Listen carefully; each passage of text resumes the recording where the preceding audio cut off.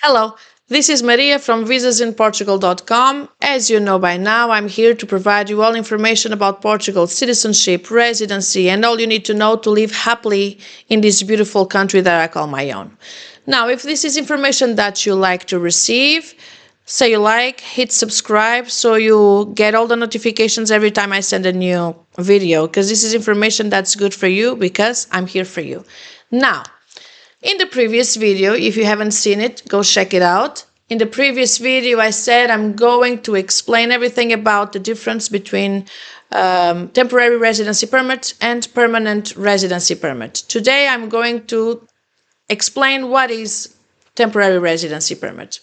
So, when you are in your country, for example, the USA, the United Kingdom, Australia, whatever country it is, and you say, you know, my dream is to move to Portugal. I would love to move to Portugal.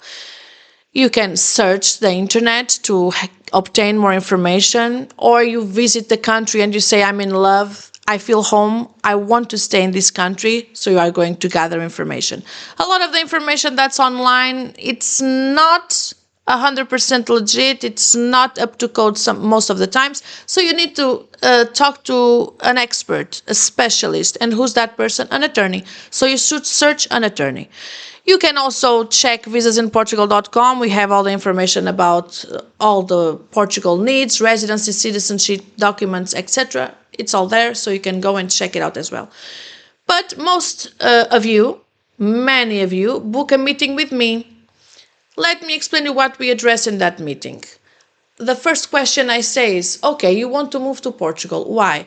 Maria, I love the country. Maria, I love the people. Maria, I feel at home. Maria, I love the food, all of that. Maria, I want my kids to study here. Excellent. I did my research, Maria, and I know more or less what I need to do, but I need the help of an expert. So my first question will be after this, okay, are you retired and you receive a pension? Are you studying in Portugal, or your intention is to study in Portugal? Do you want to move to Portugal to work? Do you want to be self-employed, or you want to be an employee? Do you want to spend more than 6 months in a row in the country, 6 months or more, or 8 months with gaps, or you only want to spend 2 weeks per year? Do you want to invest in the country? Do you have a startup? Or you want to be a part of a startup in Portugal? So all these questions seems like I want to know all about you. I do, because I want to find the best visa for you. And why is that? Because in Portugal you have several residency permits that you can obtain through visas: student visa, self-employment visa, employee visa, study visa, working visa, investment visa, startup visa, high student visa, D7 visa, which is the one we do the most, which is retiree visa, D9 visa, which is those who work remotely. This is the best country to work remotely. The D8 visa nowadays is the family reunion visa for those who come in a D7 or a D9. So all of those visas, those are all temporary residency permits, and they have some requests. What are the requests for this? What are the requirements, for this kind of visa? So for all of them, you need a valid passport, preferably less than 6 months valid, more than 6 months, valid passport. You need criminal background check from the country you live in, and the country that you are a citizen of, and the country that you live in for more than 1 year. This is always mandatory for any visa that you are applying for.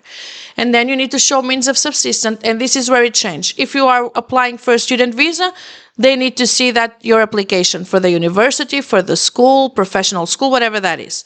They need to see your master's degree school, anything. They need to see the application. If you are retired and you want to spend your retirement in Portugal, they need to see the pension, the amount of the pension, how much you receive per month. I'm sure you have a document from Social Security or your 501k sending to the bank account. They want to see that. Nowadays, they want you to have a Portuguese bank account, and they want to see your pension entering every month in the Portuguese bank account. It doesn't need to be every month of the year, but at least the last 2 to 3 months. When you're doing your application, you start doing all of that, and you have more than time to do all of that. The remote, working remotely, they want to see the working contract. Oh, but I'm self-employed. They want to see that. The contract where you're saying what services you're going to do. They want to see the receipts, the salary receipts or the payment receipts. So it really depends on which visa you are applying. The requirements change a little bit. Then, what are the time they will give you? You will apply, all the documents shown, you have a form, you sign in person, you go to the VFS in your country of residency, or you go to an embassy, a Portuguese embassy if there's one, a Portuguese consulate if there's one, you submit your application. You will get, if approved, depending on the visa, if it's a student visa, you get 1 year, and they need to see that every year you have your tests, you did well, and you are going to school, so they can renew it for yet another year. If it's temporary residency for D7, for D9, they will give you a 2-year visa. It's approved, 2-year visa. You move to the country, you spend 6 months in a row or 8 months with gaps per year. They will renew it. You show that you have means of subsistence, everything. They will renew it for another 3. So 2 plus 3 makes 5 years.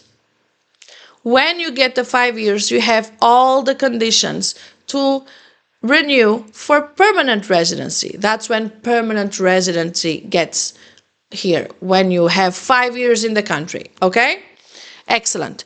If it's a student visa, you do it every 1 year. If it's family reunion, you are a family member of an European citizen or a Portuguese, you get 5 years in a row. So the only time you renew is for permanent residency.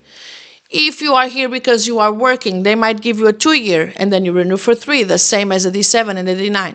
So it's all about what kind of visa are you applying for. Okay? Now, before the law changes, you would come to Portugal with a tourist visa, you decide to work in the country, and you would do something that we used to call manifestação de interesse, MI. From the country. That has stopped. They are not doing any of that. Nowadays, if you want to move to Portugal, regardless of what you want to do, the application starts in the country where you are living in. Okay? It starts there, gets approved, and then you have an appointment in IMA where you are going to submit all the documentation again. Okay? So this is the case. You've been thinking about moving to Portugal. You want to know all about it. You want to know what's the best visa for you. Write in the comments, what is your situation? Maybe I can help. I can discuss it in another video, all the questions you put in the comments, if that's something you want me to do. Okay, so this is all about temporary residency. You get approved, 2 years, renew for another 3, and at the end, permanent residency. So the next video will be about permanent residency. Okay, I will explain all about the permanent residency and the difference between the two. Now, if you want a PDF with all the information, because I've been asked so many questions in emails after the last video, write in the comments PDF and I'll send you the PDF with the differences between the two. Maybe that's better. Let me know. Bye.